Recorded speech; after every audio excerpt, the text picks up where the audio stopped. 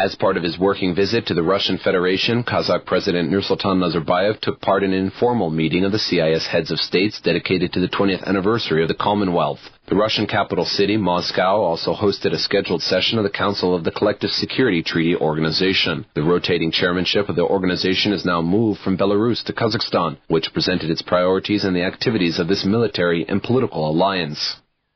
The most important outcome of our meeting is the agreement on coordination of issues of placing on the CSTO territory military objects that belong to the states which are not members of the organization. From now on, in order to place a military base on the CSTO member states' territory, a third country has to obtain an official approval of all CSTO member states.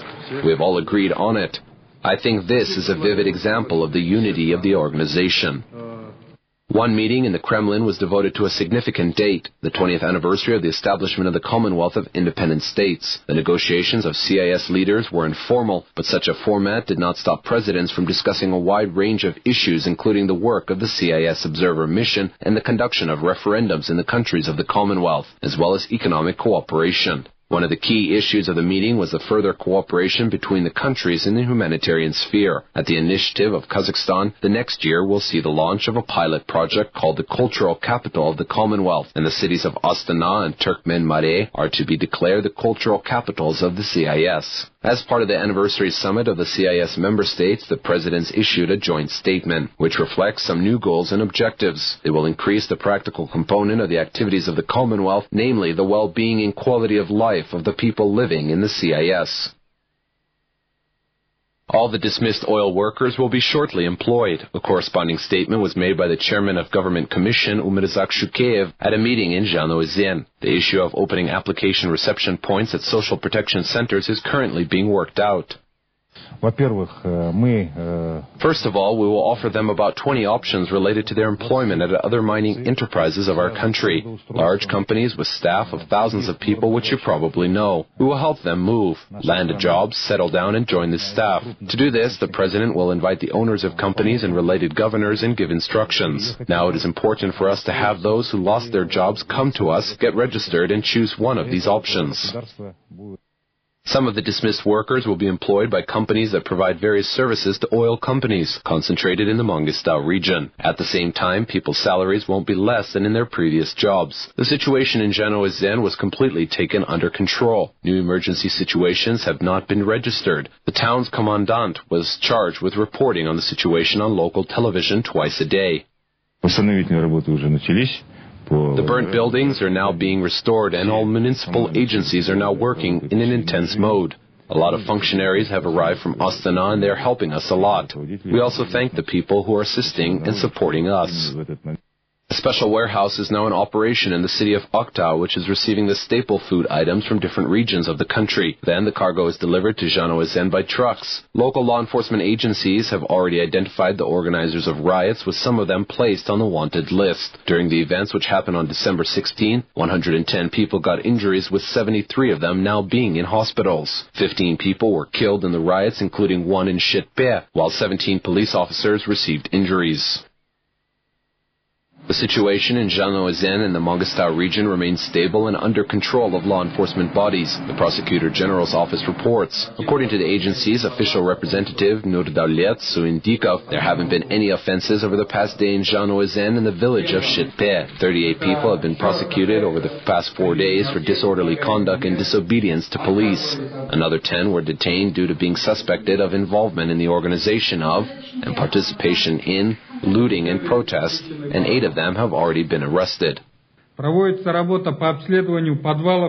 Basements and attics of houses are being inspected for weapons, ammunition, explosives, and stolen property. More than 90 houses have been inspected today. Jerry cans with incendiary liquid, a mixture of gasoline and diesel fuel, which people call the Molotov cocktail, stolen items and office equipment and more were found in some of them. The Prosecutor General's office reported that the exact number of people killed in the Zhanaozen unrest stands at 14. Their identities have been established. Nurdaulet Suindikov stressed that the rumors about mass bloodshed are obvious disinformation and provocation. Police officers didn't use firearms, not even once after the declaration of the state of emergency in the town.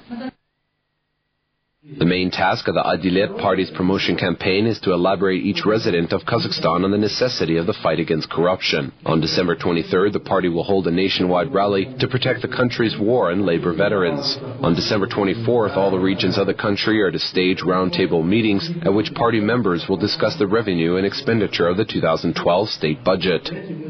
We are planning to meet with teachers, doctors, and the military. We are planning to visit detention facilities because people in there are still eligible to vote. We are planning to visit military units, markets, and look into the issue of pricing. We even have plans to visit an oil refinery. Representatives of the Communist People's Party of Kazakhstan have presented the Almaty City Campaign headquarters, a media center, and a public reception office. Its participation in parliamentary elections, the CPPK sees as an opportunity to resume civil dialogue, establish the mechanisms of political competition, and contest stability of ideas. The activity of our assistants is very intense. I have met promoters in Kokshetau when they were working at the outside temperature of minus 26 degrees centigrade, and they were fine with it. They are inspired that they met with people who thanked them for being invited to vote on the polling day. Activities to attract new supporters of parties' manifestos are gathering pace with each passing day, and party members has its own methods of contending for seats in the parliament. Active members of the Party of Patriots of Kazakhstan explain their manifesto to townspeople in Almaty trams. The party's main goal is to improve living standards, promote the well-being of Kazakh people, and solve environmental problems. Patriots suggested carrying out large-scale modernization of industrial enterprises, improve the system of state and local government, and develop as well as support small and medium businesses more actively. First of all, our party's manifesto revolves around the main thing in our country, the people, their health, life, and safety. These are the core values that we have to stick to. So all of this is reflected in the party's manifesto. Moreover, there's a big issue on the environmental safety of our country, our planet, and particularly the city of Almaty. The leader of Akshol Democratic Party, Azat Purashev, has arrived in Kostanay. The Akshol party members laid flowers at the monument to Kazakh enlightener Ahmed Baytursinov, after which they held two meetings. Azat Purashev answered questions from students. Young people inquired about the improvement of the employment system and education sector, while farmers were interested in the issues of commodity producers' protection. In general, Akshol's manifesto consists of 10 directions. They are going to contend for seats in the lower house of parliament. The party's Kostanay-based branch also nominated 2 candidates for the regional council. The Maslikhat and 3 party members were registered as candidates in district Maslikhats. We meet with our fellow citizens, voters, and explain our manifesto to them. We immediately obtain feedback from them in order to know what issues our citizens are concerned about and what kind of issues we should raise during the parliamentary activity. As for the support for entrepreneurs, Kostanay is the breadbasket of Kazakhstan, so agricultural issues are of utmost importance to us. Thus, our delegation features representatives specifically of this business sector.